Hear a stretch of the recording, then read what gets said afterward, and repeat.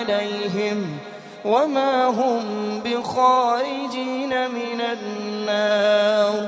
يا أيها الناس كلوا مما في الأرض حلالا طيبا ولا تتبعوا خطوات الشيطان إنه لكم عدو مبين.